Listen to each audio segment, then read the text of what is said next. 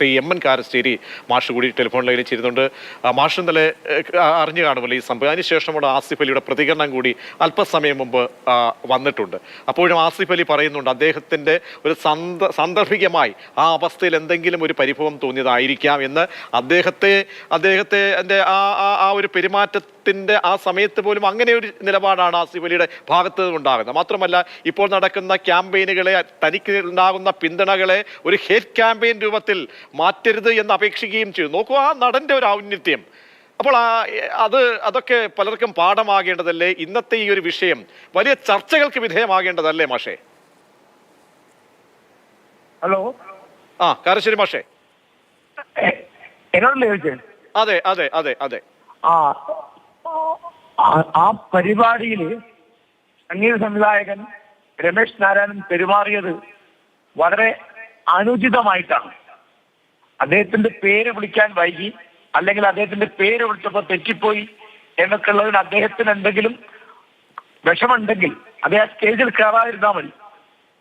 അദ്ദേഹം ആ സ്റ്റേജിൽ കയറി ആസിഫ് അലിയോട് വളരെ അനുചിതമായിട്ടാണ് അദ്ദേഹം പെരുമാറിയത്.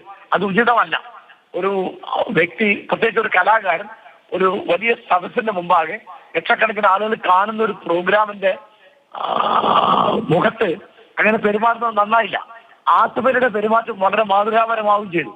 പക്ഷെ അത് കഴിഞ്ഞിട്ട് തെറ്റ് തിരിച്ചറിഞ്ഞപ്പോൾ ആ തെറ്റ് ഏറ്റുപറഞ്ഞ് മാപ്പ് പറഞ്ഞ ആളാണ് രമേശ് നാരായണൻ.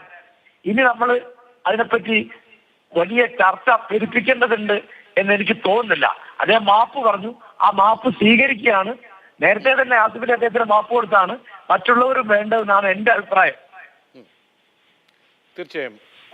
ഒപ്പം ഇതൊരു ചർച്ചയ്ക്ക് വിധേയമാകുമ്പോൾ ഒരു ഹേറ്റ് ക്യാമ്പയിൻ രൂപത്തിലാകരുത്, പക്ഷേ വലിയൊരു സന്ദേശം കൂടി സമൂഹത്തിന് നൽകപ്പെടണം, അല്ലേ മാഷേ?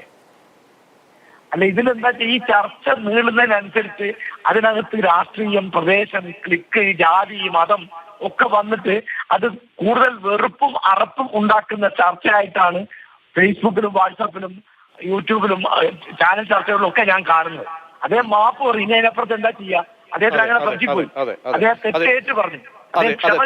ഞാൻ ഉദ്ദേശിച്ചത് അതിന്റെ നല്ല വശങ്ങളെ നമ്മൾ ചർച്ചയ്ക്ക് വിധേയമാക്കപ്പെടേണ്ടതല്ലേ എന്നാണ്. കാരണം ഈ നല്ല രീതിയിൽ ഈ കൊണ്ടുപോകണം. കാരണം വളരെ മലീമസമായ രീതിയിലുള്ള പ്രതികരണങ്ങൾ, അദ്ദേഹത്തിന്റെ ഈ കുടുംബ പശ്ചാത്തലം, ഇതൊക്കെ വളരെ മോശമായ രീതിയിൽ എടുത്ത് ഇന്ന് വലിച്ചിഴച്ചുകൊണ്ട് പല ഹാൻഡിലുകളിൽ നിന്നും പ്രതികരണങ്ങൾ വരുന്നുണ്ട്. അതൊക്കെ വളരെ അങ്ങേയറ്റം മോശമാണ്. ഞാൻ പറഞ്ഞതിന്റെ നല്ല വശം എന്ന് പറയുന്നത് ഇത്തരം വേദികളിലൊക്കെ കലാകാരന്മാർ, ദൈവതുല്യമായ കലാകാരന്മാർ, അപ്പോൾ അവരിൽ നിന്നൊക്കെ നമ്മളെപ്പോഴും ഒരു അച്ചടക്കം പ്രതീക്ഷിക്കുന്നുണ്ട്, അല്ലേ മാഷ്? അതെ, എന്നുവെച്ചാല് സ്റ്റേജിലൊക്കെ പെരുമാറുമ്പോൾ രാഷ്ട്രീയ നേതാവായി, സാഹിത്യകാരനായി, നടനോ സംഗീത സംവിധായകനുമായി, അല്ലെങ്കിൽ നർത്തകനായി, ആരാണെങ്കിലും ആളുകൾ കൂടുതൽ ശ്രദ്ധിക്കുന്ന ഒരു സ്ഥലത്താണ് അവർ നിൽക്കുന്നത്. അപ്പൊ അതൊക്കെ മറ്റുള്ളവരെയും കൂടി ബാധിക്കും. ഇപ്പോ കഴിഞ്ഞ 24 മണിക്കൂറായി നിരന്തരം ചർച്ചയാണ് നവമാധ്യമങ്ങളിലും ടെലിവിഷൻ മാധ്യമത്തിലും ഒക്കെ. അപ്പൊ അതൊക്കെ ആളുകൾ തമ്മിലുള്ള അകലം വർദ്ധിപ്പിക്കും, അറപ്പും വെറുപ്പും ഉണ്ടാക്കും.